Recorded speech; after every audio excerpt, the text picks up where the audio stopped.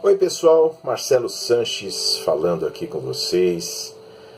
Eu vou fazer 2 vídeos sobre o nosso querido John Lennon, para lembrar da passagem dele, vamos dizer assim, ocorrida há 38 anos, né? E nesses 2 vídeos, o primeiro deles eu vou falar das músicas do John, de algumas músicas do John dentro dos Beatles. Na segunda parte eu vou falar da carreira solo dele. Eu resolvi escolher algumas músicas que eu considero mais significativas do John, né? Onde ele conseguiu assim se colocar de forma mais transparente, ainda que de forma bem discreta no começo da carreira junto aos Beatles, né? Bom, antes de mais nada, gente, se inscrevam no meu canal, deem likes, sugestões sobre pautas, temas que a gente pode falar relacionados aos nossos queridos Beatles. Eu tenho a série de discografia comentada dos Beatles, que já está no A Hard Day's Night, por sinal, e pretendo fazer outras séries de vídeos, né, falando de vários assuntos, de discos, falando da minha lojinha, ginger3003.mercadoshops.com.br, mas principalmente tentando fazer destes vídeos um ponto de encontro para a gente falar dos Beatles, também de outras bandas, mas principalmente dos Beatles, dos nossos queridos Beatles, em primeiríssimo lugar. E vamos lá falar sobre o John Lennon, então. Eu escolhi para começar a música chamada There's a Place, que está no álbum Please Please Me, lançado em 1963, o primeiro disco dos Beatles. There's a Place está lá, escondidinho no lado 2 do disco, antes de Twist and Shout, que encerra o álbum, né? There's a Place é uma amostra do quanto o John Lennon sabia compor melodias lindíssimas já àquela fase, a primeira fase dos Beatles, né? Ele e o Paul formavam a dupla que todos nós conhecemos, mas o Paul sempre foi considerado assim o cara que sabia fazer melodias mais bonitas, né? Mais caprichadas, né? O Paul, lógico, ele tinha essa bagagem com o pai dele, o Jim McCartney, que tocava piano, era fã de músicas orquestradas, de standards americanos, de foxtrots. O Paul aprendeu muito com isso, né? Jazz, né? O Paul assimilou isso muito cedo, compôs pérolas como When I'm 64, I Follow the Sun, Like Dreamers Do, quando ele tinha 16, 17 anos, até antes, né? O John já era mais roqueiro. Ele tinha aprendido a tocar banjo com a mãe dele, sabia uns acordes básicos, mas era bem roqueiro, né? E não tinha nenhuma formação musical, assim como nenhum dos Beatles. Era mais na garra mesmo, na alma, né? Na inspiração e na vontade, e na criatividade, na sede de conhecer as coisas e de fazer, numa energia impressionante que eles tinham. Quando o John conheceu o Paul, evidentemente que ele deve ter pensado, né? Poxa, se esse cara compõe melodias, eu também posso compor. E ele estava certo, compôs melodias maravilhosas.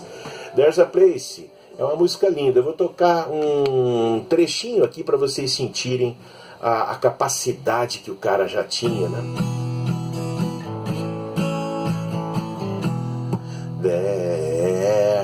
There's a place where I can go when I feel low, when I feel blue, and it's my mind, and there's no time when I'm alone. Então o John tinha essa capacidade de tecer melodias interessantes, bonitas, né? E ele não ficou devendo nada para o Paul no começo da carreira dos Beatles, né? E eu acho There's a Place também significativa pelo fato de que ele pôs ali na letra um trechinho que ele fala: tem um lugar onde eu possa me sentir sozinho, onde não exista tempo, né? Então ele está dialogando ali com a mulher dele, provavelmente tendo em mente a Cynthia, possivelmente, que já era casada com ele naquela altura, e no meio daquele turbilhão da bitomania que se iniciava, o John já tinha aquela necessidade de questionar, né? Poxa, eu estou no meio de uma doideira aqui, tá legal, mas eu preciso me reabastecer. E é interessante porque dizer que eu preciso de um lugar sozinho, onde não exista tempo, quer dizer tirar a persona de Beatle John, já àquela altura, sentir-se sozinho, uma suspensão no tempo, né? Era isso que o John Lennon estava cantando naquele momento, assim. Ele precisava esquecer quem ele era, como se fosse assim zerar o ser dele, nem que fosse por alguns minutos, alguns instantes, né? Eu acho isso muito interessante, assim como a melodia, né? Que ele já usa uns acordes, né? É muito bacana, né? Muito bonita, There's a Place. E é uma música pouco comentada, não teve assim tanto destaque, mas é uma grande canção. A segunda canção que eu acho bastante significativa é I'm a Loser. I'm a Loser é o seguinte: os Beatles em 64 eles foram para os Estados Unidos, fizeram aquele sucesso tremendo e tal, e os Beatles conheceram o Bob Dylan, né? O Bob Dylan, como todos sabem, as letras dele eram ácidas, não tinha assim nada de romantismo, nada disso. E quando ele resolveu falar de romantismo, ele também falou de uma forma assim muito precoce sobre a complexidade dos relacionamentos. O John Lennon assimilou aquilo, né? Ele pegou, assim como o Dylan assimilou a eletricidade dos Beatles e depois passou a tocar com uma banda de rock, os Beatles pegaram um pouco daquele questionamento mais ácido do Bob Dylan. Só que os Beatles sabiam que tinham ali, eles tinham um público fiel, né, que gostava de ouvir as canções românticas. Naturalmente isso os intimidava a não serem assim, vamos dizer, muito amargos, muito reveladores de sentimentos assim, nem tão nobres, né, que pudessem ser vendidos como assim, bons moços, que eles, a imagem que eles tinham naquela ocasião era de bons moços, jovens, rapazes, alegres, vibrantes, e eles eram mesmo. Mas é claro que, como todos nós, eles tinham um lado ali meio sombrio, né? E o John Lennon era o principal, era o mais sensível deles, ao meu ver, era o cara que mais questionador, isso estava na essência do John, né? E I'm a Loser, ele já se permitiu fazer outro comentário ácido, que é aquele clássico, né? Apesar de sorrir e parecer um palhaço, por baixo desta máscara eu uso uma carranca, né? Era isso que o John fazia e falava naquela música. E outro detalhe curioso da influência do Dylan foi a harmônica, né? E o John até tocou essa música principalmente pela Europa, onde ela fez mais sucesso, em 64, ele tocou com aquela armação da harmônica típica do Bob Dylan, né? Então foi uma música assim marcante nesse sentido. Outra música que, por exemplo, nos Estados Unidos, aqui mesmo no Brasil, não fez sucesso, foi uma música assim meio obscura, né? Mas na Europa ela chegou a fazer sucesso em alguns países, né?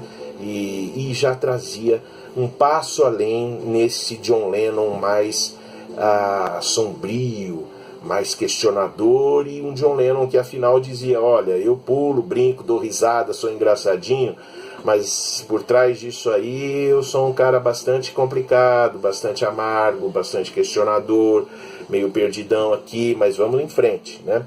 A terceira música que ele se mostrou mais, com ainda mais ênfase dentro desse seu estilo de ser, né, foi Help, evidentemente, né? Help, ele está ali falando, mesmo usando a figura da companheira, da amante, da mulher, como referência para, vamos dizer, uma pessoa com quem ele está conversando. Na verdade, ele estava falando, da vida dele, né?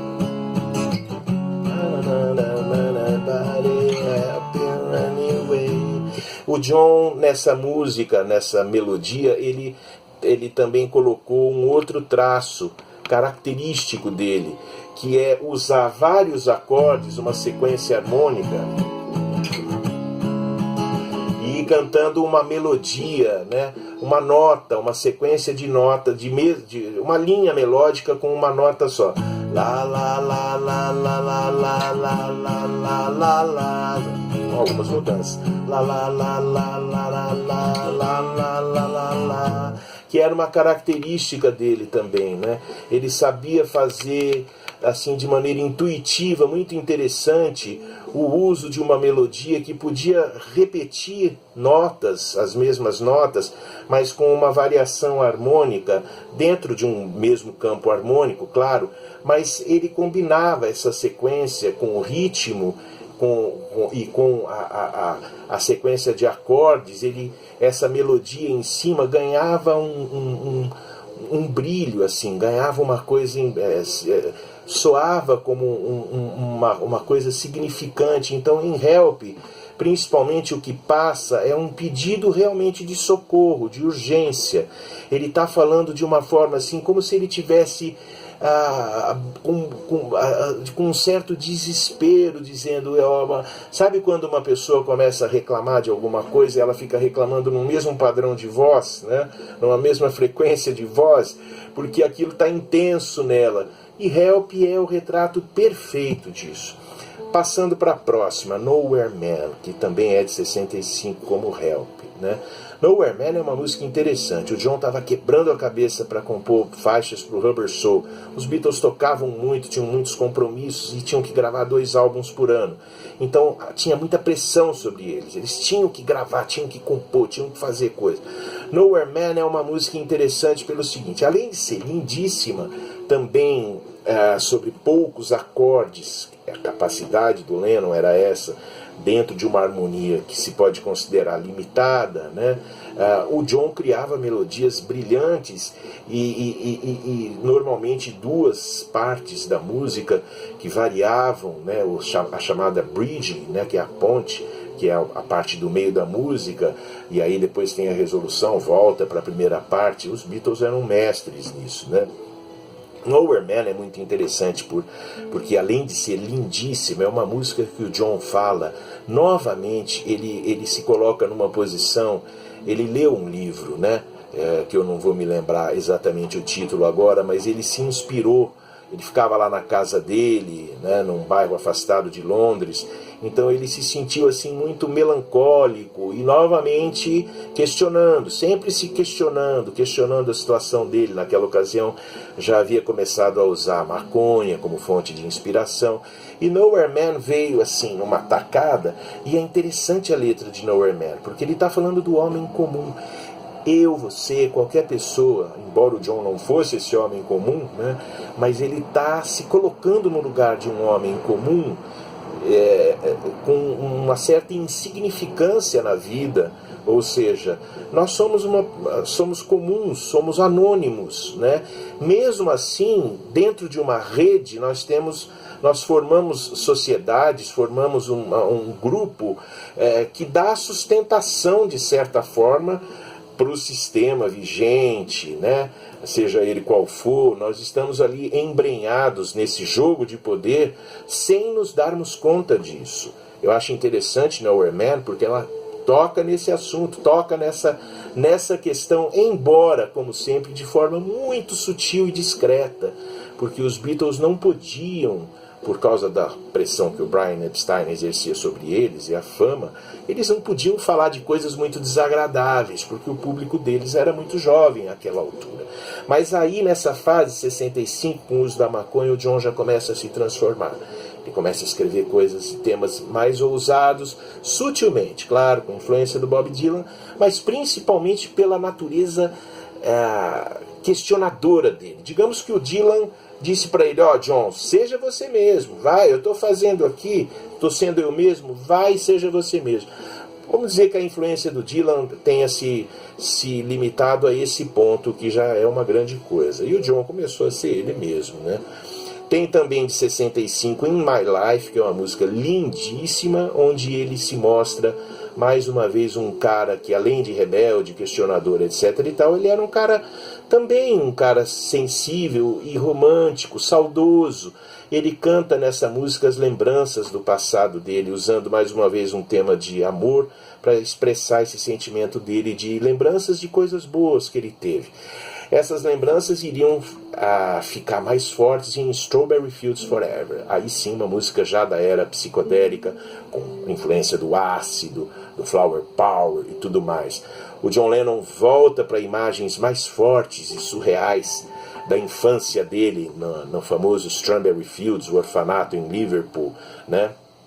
Ele está lá passeando no meio do bosque, novamente pensando na vida, lembrando-se, né, de que viver é mais fácil de olhos vendados. Ou seja, ele está falando que era mais legal quando ele era criança, mais inocente. Strawberry Fields Forever está falando disso.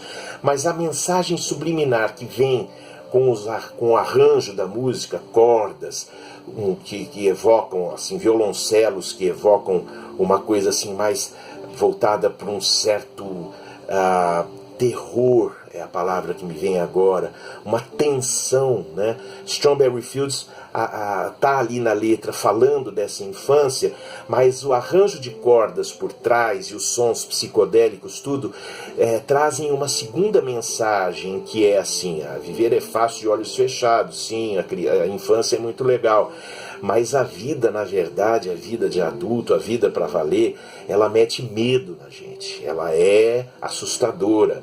Então é isso que Strawberry Fields Forever está passando ali na linguagem musical, no arranjo, né? A melodia é muito bonita, mas Strawberry Fields Forever marca uma fase em que a canção ganha contornos muito mais rebuscados, arranjos, ganha, vamos dizer assim, segundas e terceiras e quartas vozes, não é só a voz do compositor cantando a melodia.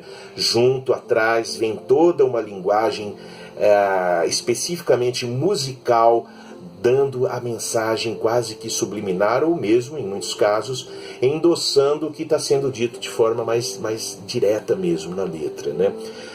Assim foi também com I Am the Walrus, né, que é basicamente da mesma época, já é uma viagem de ácido pura, mas o arranjo mostra essa tensão, ou seja, mostra que o John estava vivendo uma tensão muito grande, um confronto, uma transformação muito grande, claro, com muito ácido na cabeça, mas ele estava vivendo essa tensão, e isso era evidente nos arranjos que ele pedia, A Day in the Life, né? Que é um exemplo mais forte do que A Day in the Life, que encerra o Sgt. Pepper's, é aquilo, a própria letra está falando da coisa do dia a dia, das notícias, acidentes de carro, a rotina da cidade, a confusão, o som daquela orquestra subindo, né? Depois o Paul cantando a parte que ele está dentro do ônibus, indo para o trabalho, aquela correria já, né? Típica do século XX, né? Então isso, e do desenvolvimento do capitalismo, enfim, os Beatles traduziam isso muito, de uma maneira muito eficaz, e o John estava no comando dessa energia, vamos dizer assim, transformadora ali. Lógico, o Paul também, Paul adorava a vanguarda, mas o John, nos delírios dele, ele conseguia ser mais enfático, né? Bom, todo mundo sabe a história. Depois os Beatles vão para a Índia, o John conhece a Yoko, e aí é que eu acho que a coisa começa, o caldo começa a engrossar. O John conheceu a Yoko, e a Yoko foi muito importante para ele, porque ela era uma artista de vanguarda, ela era muito criativa, era uma mulher muito assim desafiadora, mas ao mesmo tempo ela trazia uma imagem de muita proteção para o John. Ela era mais velha que ele. Ela suscitou, ao meu ver, dois sentimentos no John. Primeiro, assim, de transformá-lo em alguém mais desafiador ainda, mais ousado, né? Vieram aqueles discos experimentais que ninguém consegue ouvir, mas eles são ali um desejo de ir contra tudo e contra todos, né? O John também começou a usar heroína, então ele entrou numa vibe assim meio esquisita. Eu acho que foi assim a última grande lufada de criatividade que o John teve, eu digo assim no sentido de compor um batalhão de canções, foi naquele período de 68, antes dele se envolver com a Yoko Ono, que foi justamente na época do Álbum Branco. Revolution é uma canção que eu acho significativa. Ela é uma junção do John Lennon antigo, do Flower Power, com o John Lennon que estava se politizando. Então ali, sob forma de um rock and roll, né? We all wanna change the world. Nós todos queremos mudar o mundo e tal. Mas era uma junção justamente por isso. Porque o John, ele estava confuso entre o Flower Power, a paz e amor, e a necessidade de uma participação política mais incisiva, até mais violenta, caso necessário, como estava acontecendo na França naquela ocasião, está acontecendo hoje na França e estava acontecendo naquele tempo. Naquele tempo era uma outra história, né? Mas o John ficou dividido, tanto que ele canta na música: se você quer contar, você pode contar comigo, desde que não seja através da violência. Mas ele estava tão em dúvida que numa das versões de Revolution, se não me engano na Revolution 1, do álbum branco, ele canta também ali num trecho: não, você pode me incluir nessa, ou seja, eu estou disposto a ser mais violento também, se for preciso. Mas havia dúvida. E ali é o John que começou assim a oscilar e tal. Depois ele foi para protestos pela paz, contra a guerra do Vietnã. Aí também a vibe começou a ficar muito confusa. Ele entrou numa maré ali, ele estava, no meu modo de ver, meio que se perdendo. O John foi a época que ele se afastou um pouco da criatividade dele. Ele se apaixonou pela Yoko. Ele viu na Yoko também a imagem de uma mulher protetora. A verdade é essa, né? A Yoko teve, num primeiro momento, aquele impulso de levá-lo para a vanguarda, fazer coisas experimentais, como Revolution 9, no álbum branco, mas depois ela foi se transformando numa espécie de mãe dele, protetora, a mãe que ele não teve quando adolescente. A Júlia morreu cedo, né? E aí, musicalmente, eu acho que o John foi ficando um pouco preguiçoso. Claro que ele compôs coisas belíssimas como Come Together, I Want You, que é maravilhosa, no Abbey Road, Because, que é uma obra-prima. Because é uma obra-prima e é típica do John. A Yoko tocando uma peça de Beethoven no piano, o John teve a ideia de tocar aquilo ao avesso. E aí ele se inspirou para compor a Because. Tem também Good Night, que ele gravou, uma melodia lindíssima, cantada pelo Ringo, que encerra o álbum branco, que é uma canção de ninar belíssima. Ou seja, o John era capaz de compor rocks maravilhosos como Yeah Blues e também uma balada, uma canção de ninar como Good Night, e uma balada, uma música lindíssima com aquelas vozes todas dos Beatles como Because. Mas eu acho que enquanto compositor, essa fase 69, 70 significou uma queda para o John. Ele continuou fazendo música, claro que isso estava no sangue dele, né? Mas ele ficou muito mais dependente da Yoko, ele ficou muito mais frágil, talvez pelo uso da heroína, talvez pela crise de ter que optar pelo fim dos Beatles e ficar com a Yoko, de achar que aquilo levaria para um tipo de crescimento pessoal. Enfim, ele estava muito confuso e nesse período a musicalidade dele, no meu ponto de vista, deu uma ligeira baixadinha, ele ficou menos inspirado. Eu acho que foi uma fase que o George Harrison tinha mais força, começou a crescer muito dentro dos Beatles, o Paul, como sempre, compondo cada vez mais e mais e mais e mais.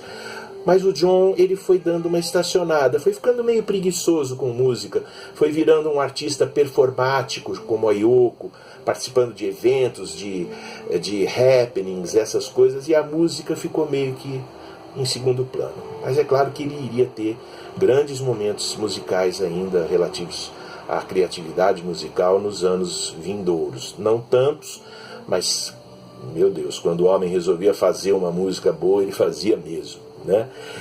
Bom, pessoal, eu vou ficando por aqui nesse primeiro vídeo. Espero que vocês tenham gostado. Mais uma vez eu peço que se inscrevam no meu canal, que deem likes, que falem para os amigos, enfim. Eu volto em breve com um segundo vídeo falando da carreira do John, a carreira solo dele, entre 1970 e 1980. Valeu? Gente, terminando com um belíssimo tema do John, tocado aqui pelo Bill Frisell, né? É um CD que existe, saiu no exterior esse brilhante guitarrista tocando as músicas do John Lennon. Gente, um abração, até o próximo vídeo.